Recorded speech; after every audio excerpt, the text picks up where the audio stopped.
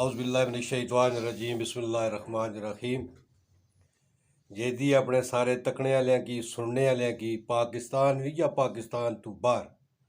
दुनिया ने जिस कोने च भी बैठे हो माड़े संगियो दोस्तों अस्सलाम वालेकुम। ते मैं अपनी बैठ के तुसां की जी आया नू आखसां। ते अज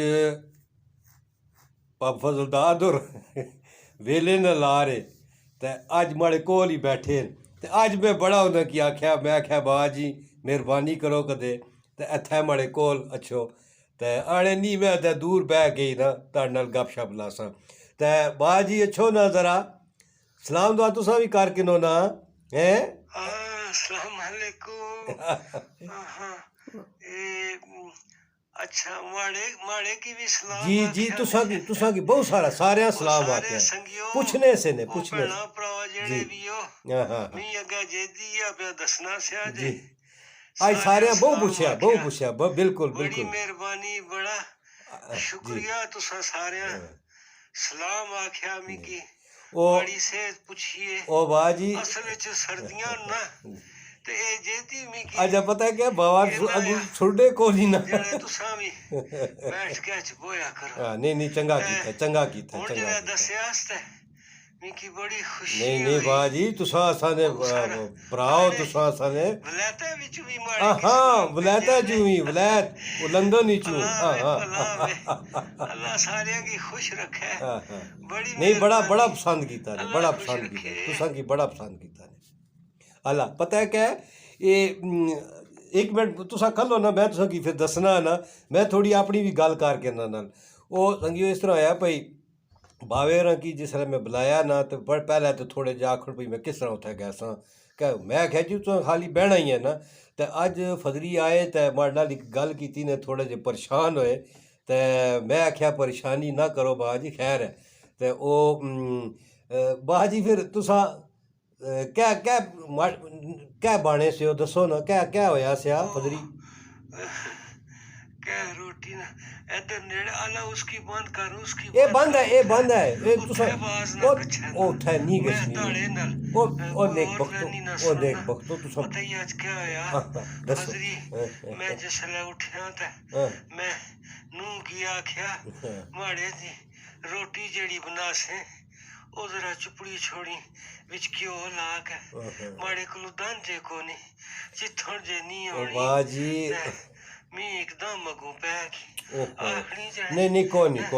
तुसा ने खैर पुत्तरा कोई हड्डी फरूटी नहीं हो नहीं आंदा जे नहीं मैं तुसा हौसला खैर पराठे बना के दियां ओ बाजी ओ पापा बस खैर ओ पापा क्या करा जेदी क्या करा येरा ओ ए मैं तो क्या था ओ जड़ा गाई ना करे ना क्यों से तको जी उसने पापे नाल आपू बस चूरी कुट के खाड़ी थे नहीं माड़े की नहीं पूछिया नहीं तो क्या करा ओ चल अल्लाह खैर करे क्या हो सकना एक मिनट इस उम्र विच जेड़े बुढ़े हो गए शरीना बंदे ओ पापा जी मैं उन्हां दियां ओ बहुत पापा सारियां जी ना परेशान हो परेशानियां हो नहीं गईयां कोई नहीं परेशानी अल्लाह कोई खैर करे नहीं खैर उसी सुनो माड़ी गल तुसां तुसां माड़ी गल सुनो येरा गल सुनो ना एक ते सन्नी पुत्तर अम्मी की आख माड़े दी जेड़ा नाश्ता बना सड़ ना ओ नाल अज पापे नाल अज इत्थै ही नाश्ता करसां खैर अज कट्ठे नाश्ता करसां पुत्तर जेड़ा अमलेट भी बनासो ना ते बावे रानी रुट्टी जेड़ी है ना उसकी जरा चंगा जा घ्यो ला के पुल्ली जी सोहनी बावे नाले दंद को नहीं ना हाँ ते ओह् असल च पता है क्या मैं अज जिसलै बावे ने फजरी गल कीती ना ते मैं आखेआ मैं तुसां की बहुत सारे असाने जेह्ड़े बजुर्ग लोग होने ना भैनां भ्रा सारे सुनने पे ना जेह्ड़े जिसलै बंदे बुड्ढे हो गछने ना उन्हां दियां अपनियां थोड़ियां जिहियां मजबूरियां होनियां ओह् फिर असां की हून तक उन्हां माड़े नाल मी आने पैह्लें उन्हां नाल ना माड़ा सो चुप खलो ते ओह् तुसां की मैं एह् दस्सना भई जिसलै बंदे बुड्ढे हो गछने ना उन्हां दा बहुत सारा ख्याल रक्खेआ करो हून तक दुखनी सुखनी कीती ने ना माड़े नाल ते क्यों हून दंद को नहीं जने ते जरा चुप्पड़ छोड़ना रोटी ते फिर उन्ना ओह् जरूरी ऐ अपना जेह्ड़ा तको असां जेल्लै निक्के निक्के होने सेआं ते असां की मां प्यो असां जेह्ड़ी फरमैश करने से असां नी पूरी करने से ते हून असां दा बी कम्म है ना असां उन्हां दा पूरा ख्याल रक्खियै पूरे तरीके नाल उन्हां की